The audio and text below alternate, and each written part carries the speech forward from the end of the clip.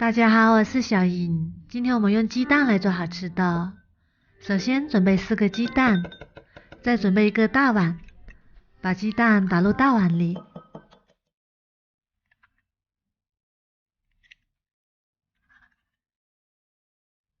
然后往鸡蛋里加1勺盐，再用筷子顺着一个方向搅拌均匀，把鸡蛋搅散，再加入300毫升温开水。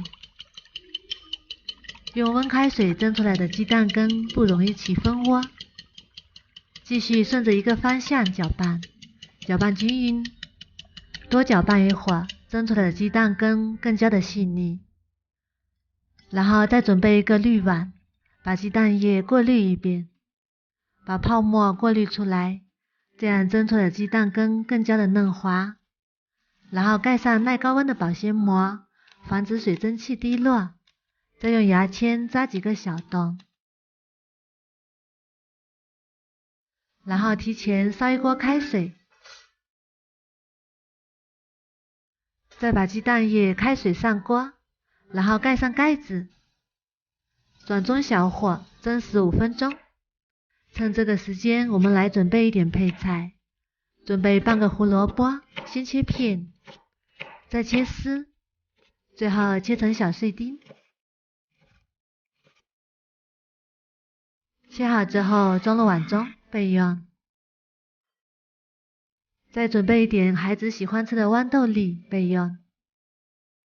再准备3瓣大蒜，先切片，再切成蒜末。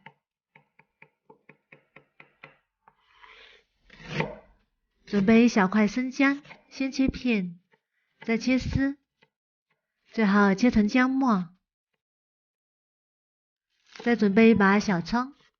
把葱白和葱绿分开切，然后把葱姜蒜末放在一起，装入碗中备用。再把葱绿切成葱花，切好之后装入碗中备用。再准备3块钱的猪肉馅，装入小碗中备用。起锅热油，油热之后把肉末倒进来翻炒。炒至肉末完全变白，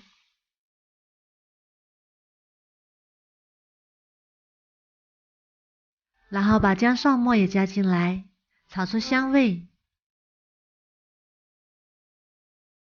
炒香之后加1勺黄豆酱，1勺生抽，1勺蚝油，然后翻炒均匀，炒出酱香味。然后把胡萝卜和豌豆粒也加进来，翻炒片刻。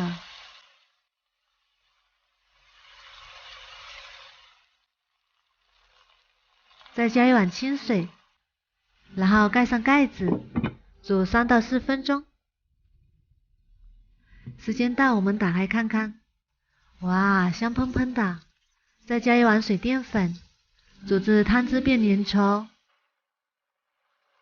像这样就可以啦，然后关火，先放一旁备用。我们的鸡蛋羹也已经蒸熟啦，把它取出来。这样蒸出来的鸡蛋羹非常的滑嫩，没有一点点蜂窝。再把炒好的菜也加进来。哇，真的是太香了，看起来就非常的有食欲。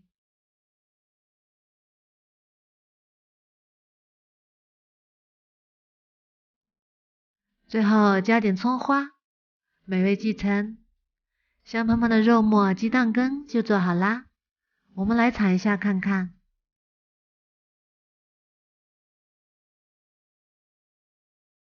看一下，非常的嫩滑。我们蒸鸡蛋羹的时候，盖上1张保鲜膜或者是盖子，即使时间蒸久一点，也不容易起蜂窝。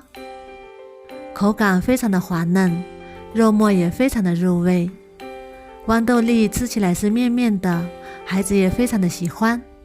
有菜又有肉，这样搭配营养也是非常的丰富。如果你喜欢，也试试吧。喜欢我的视频就关注我吧，谢谢您的支持。